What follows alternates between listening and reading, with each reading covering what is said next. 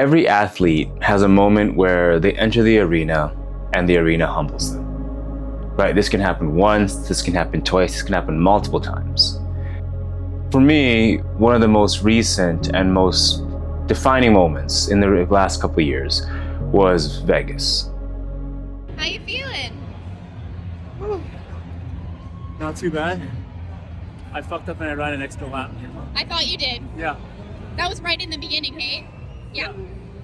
So I was like, fuck. But no, aside from that, it was pretty good. I just started, I think, before I got into the farmer's walks, my legs started like seizing up. So I was like, all right, but no, it's good. It's good. Whew.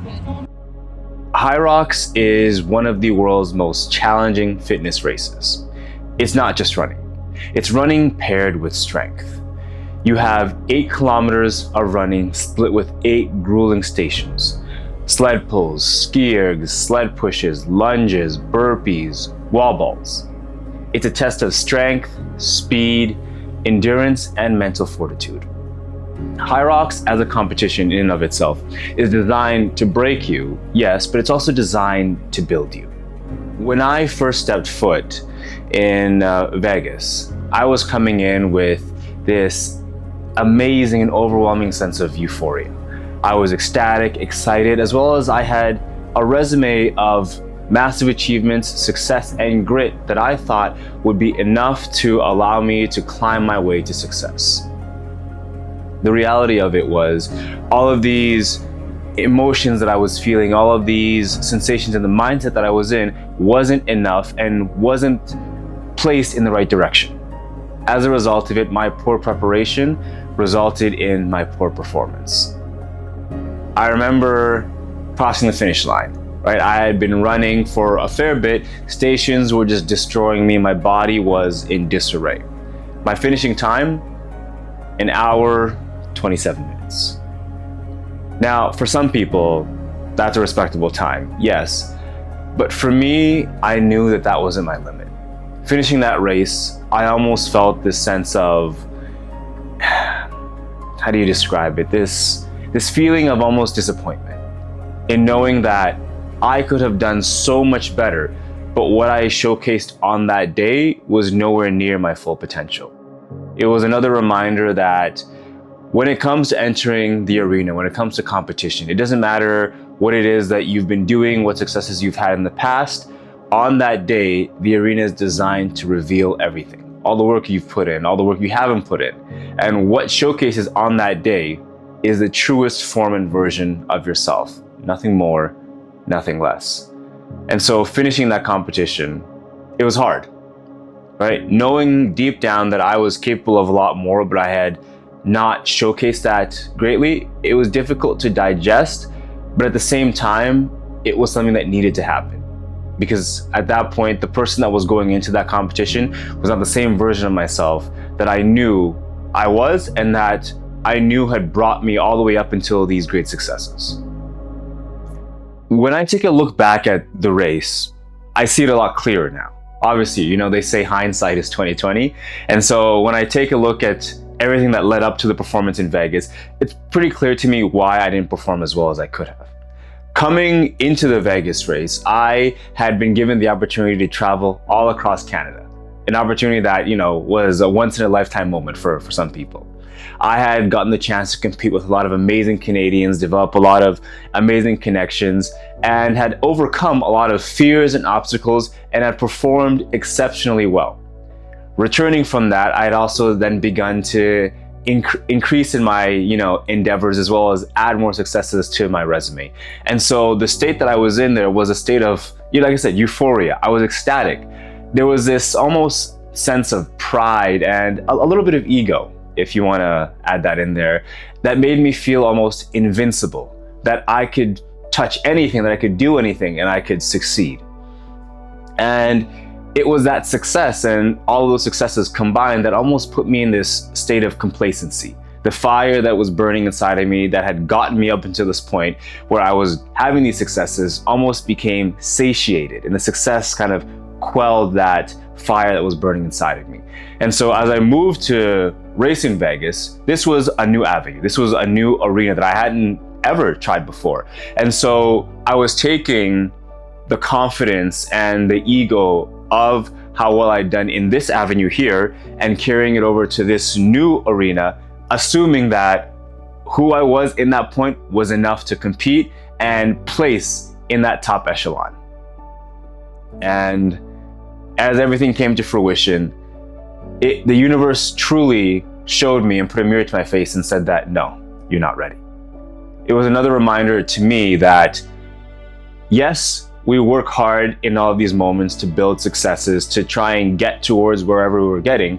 But just because there are small victories doesn't mean it's a sign to rest, right? Success is a reprieve, not a moment to suddenly throw in the towel and say you're done.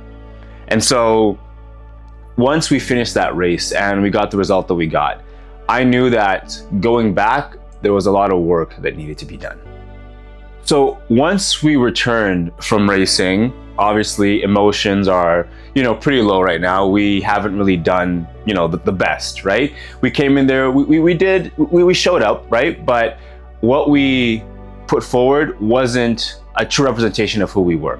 I knew that when it came to training, I had to go back to the starting block. I had to basically revamp everything and try and get back to that personality, basically reignite the fire in me that I knew was still there. And so we had to reassess everything.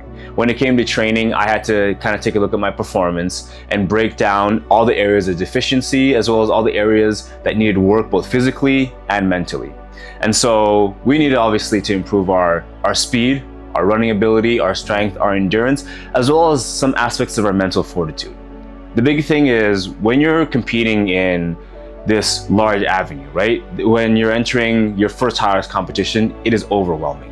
There are thousands of people, music is going on, people are racing. It's easy to get overstimulated and distracted. And it's in those moments where you're in that tunnel getting ready, or just a couple hours, even seconds before, right? Energy and adrenaline is coursing through your body, cortisol is high, and you can sabotage your race instantly just within these first few moments. And so in that training prior to our next race, it was focusing on grounding myself and remembering who I was as an individual, as well as putting in those reps for training, right? We were running simulations, we were increasing our aerobic training, we were increasing our nutrition, just to ensure that no matter what, all the variables that needed to be considered were considered. And as the training camp, progressed and continued, we were making amazing headway, right? Our run times were getting better, strength was increasing, aerobic ability was moving through the roof, our VO2 max was developing greatly, as well as our skill set and efficiency was continuing to develop.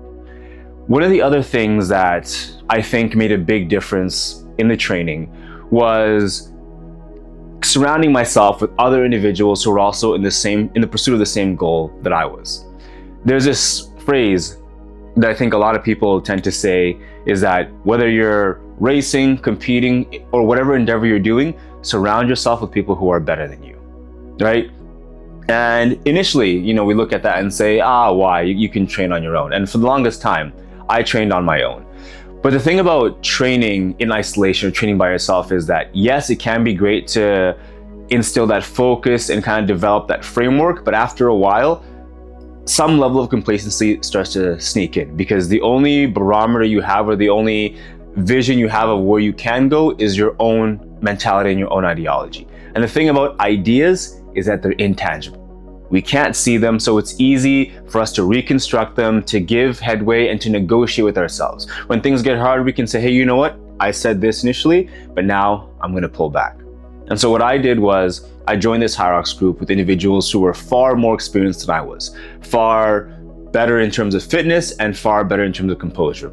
And so the first few weeks of training, it was it was a grind, right? I was in this new environment, surrounded by things that I hadn't done before. It was like I was a baby learning to walk again, starting from scratch, trying to rebuild, and there was a level of uncomfortability there. But I think it was that uncomfortability that forced me to go back into the version of myself that I was, the version of myself that I developed over years of overcoming obstacles, right? Growing up, life was not easy, right? There were things constantly thrown, my way. And so the goal and the objective was always to grow and develop. And this environment was almost a replication of that. And it kind of brought me back to my grounding level and reminded me of who I was. And so as we continued to train with this team, I could see how far I could develop because of those individuals who were better than me. And so as I was training, I was growing, getting better. And eventually I got to the point where I started to feel more confident. I started to feel more comfortable. And I felt good.